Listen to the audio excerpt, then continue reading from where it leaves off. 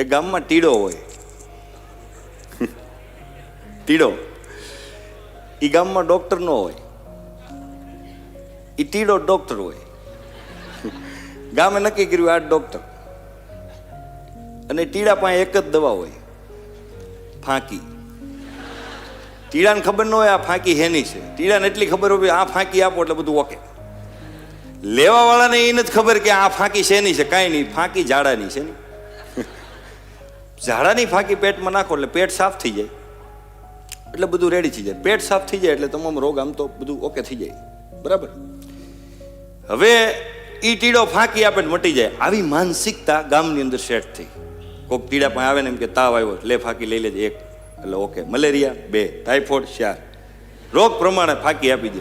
ટીડો નિખાલસ માણા, એને ખબર નહીં કે આનથી થાય હું, ફાંકી આપો એટલે રેડી થઈ જાય. ગામમાં એવી શ્રદ્ધા બેઠેલી કે ફાંકી આપો રેડી થઈ જાય. હવે એ ગામની અંદર એક રાજાને રાણીને બને નહીં એટલે એવું બને નહીં. અને રાણી સાહેબાનો એટલો ઈગો કે ડખો થાય એટલે સામેથી રાજાને જ જવાનું. રાજાને ભલે આખું ગામ સલામ કરે પણ આને એને સલામ કરવા. રાજા ત્રાસી ગયો હાવ, અને એક દી બરોબર ડખો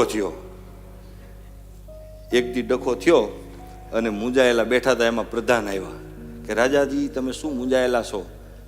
એ કે આ જોને લોચો થઈ ગયો છે. એ કે એમાં શું ટેન્શન છે, ટીડો છે ને, કે તો ટીડાને બોલાવો. રાજ દરબારમાં ટીડાને બોલાવ્યો, ખૂણામાં લઈ ગયા રાજાજી, અને રાજા સાહેબે વાત કરી કે આવો ડખો થયો છે, ઈગો હટ ઉપર આખી વાત છે. એ અને 32-35 વાર આઈ લવ યુ કીધું,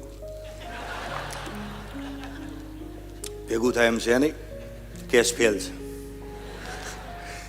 તું કઈ કર ભાઈ. ઓલો મોળો ઉતરે જ નહીં, એ થઈ જાય ને એમાં શું છે? એ કે ખિસ્સામાંથી લેંઘામાંથી કાઢી 5 પડી ગઈ કે એક ટાઈમ લઈ લેજો, વાર્તા પૂરી. હવે ક્યાં ભલા માણા આ ફાંકીને ક્યાં ડખો આપી દીધી. ટૂંકમાં કરું, 3 દી રાજાએ લીધી ફાંકી. પહેલા દિવસે પેટ સાફ, બીજા દિવસે બીજું બધું સાફ અંદર જેટલું હતું, ત્રીજા દિવસે તબિયત થઈ ગઈ લૂઝ. રાજા આખા દાસી જોઈ ગયા, તબિયત લૂઝ થઈ ગઈ. કક્ષમાં જઈને રાણીને વાત કરી, ડખો થયો છે કે હા, આમાં હાલે એમ. મારા પતિ પરમેશ્વર કોઈ દી મોળા ન પડે, પડી ગયા. રાણી કક્ષમાં સ્વામીનાથ. રાજાને બીજું કઈ દેખાણું જ નહીં, રાજાને બીજું કઈ ન દેખાણું. વાહ ટીડા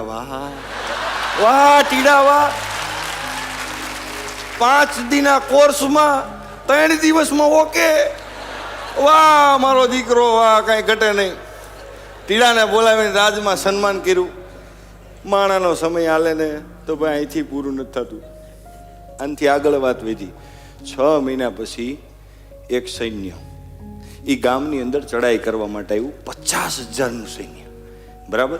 એ ગામની વચ્ચે એક નદી, અને આ જે ગામ હતું ટીડાનું ગામ, એની વસ્તી ખાલી 5,000.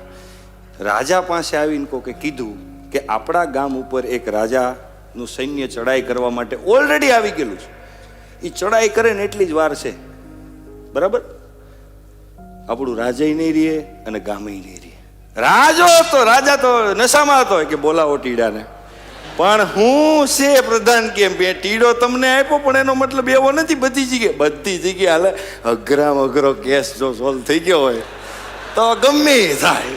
રાજાની સર્કિટ ચોટી, ટીડાને બોલાવ્યા. ટીડો એ મોળો ન પડ્યો. જી સાહેબ, વાતાવરણ આ છે, 50,000નું સૈન્ય ઊભું છે, વચ્ચે નદી છે, ચડાઈ કરે એટલે ગામ ને તું હું બધા નીકળી જવાના છે. કે એમાં મુંજાય શું ગયા, કલાકનો સમય આપો. ઘેરે ગયો અને કલાકમાં રાજ દરબારની અંદર પાછો આવ્યો, ખંભે કોથળો નાખી. એ કે આપણા જેટલા પણ સેનાપતિઓ છે બધાને એક પડીકી આપી દીધી. એને ખબર નહીં કે આ પડીકી રાજાની સર્કિટ ચોટી ગઈ, ઓલાને નિખાલસ આખો આપી દો. હવે 5,000નું સૈન્ય, એક પડીકી બધાય લીધી.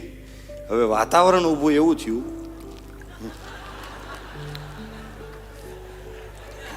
તમે વાતાવરણ શબ્દને પકડી લીધો. કાંઈ વાંધો નહીં, મજા. હવે વાતાવરણ એવું ઊભું થયું કે 5000 સૈન્ય ગામના પાદરમાં ઊભું છે, વચ્ચે નદી છે, આ બાજુ 50,000નું સૈન્ય ઊભું છે. એનો એક માણા જે ગામમાં ચડાઈ કરવાની છે, એ ગામમાં ચડાઈ કરવા માટે હું હલનચલન થઈ રહી છે, એનો એક માણાને મોટું ઝાડવું છે, એના ઉપર ચડીને બેઠો છે અને એ જોવે છે ગામમાં શું થઈ રહ્યું છે. અને પાદરમાં 5000 સૈન્ય ગોઠવાઈ ગયેલું અને બધાને પડીકી ખવડાવી, બરાબર. અને આડું હોળું થવા માંડ્યું, પબ્લિક હવની રીતે બધા જગ્યા ગોતવા માંડ્યા. હવે ઓલો ઝાડવા ઉપર બેઠો બેઠો વિચાર કરે કે ઇન્ફોર્મેશનમાં તો એવું હતું કે આ ગામની અંદર ખાલી 4-5 હજારની વસ્તી છે, પણ હાઈ સુધીમાં તો એ કે 30-35 હજાર જણા તો પાદરમાં આટા મારે છે. હવે એને ખબર નહોતી કે એકનો એક માણા 3 વાર જાય છે, સમજો તમે. એને ખ્યાલ જ નહોતો. હેઠો સીધો આવ્યો. અરે રાજાને કે તમે જો સાંભળો મારી વાત, કે ઇન્ફોર્મેશન ખોટી. એ ગામમાં તમને કોણે કીધું 5000 જણા છે? ખોટી વાત છે. પાદરમાં 30-35 હજાર તો આટા મારે. ગામના પાદરમાં મરાઈ જઈશું જાહું તો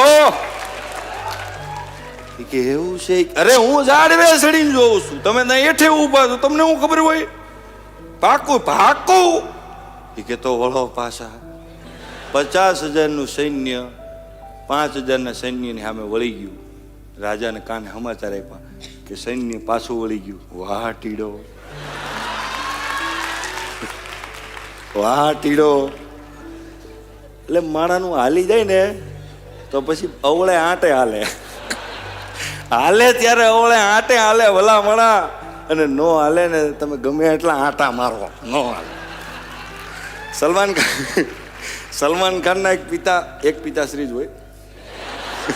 અમારે બોલવાની ટેવ હોય ને, એટલે વારે વારે એક ગામમાં એક રાજા હતો, એકામ હતું, એક પિતાશ્રી બોલાઈ ગઈ. સોરી. સલીમ સાહેબ એક વાત કરે બહુ સરસ મજાની. જ્યારે માણસનો સમય ખરાબ હોય ને સાહેબ, એ ગમે એટલા બેટ ઘુમાવે, ગમે એટલું બેટ ઘુમાવે, એ બોલ અડે જ નહીં. અને જ્યારે માણસનો સમય સારો હોય ને, એ જ્યાં બેટ ઘુમાવે ત્યાં બોલ આવીને પડે. જ્યાં બેટ ઘુમાવે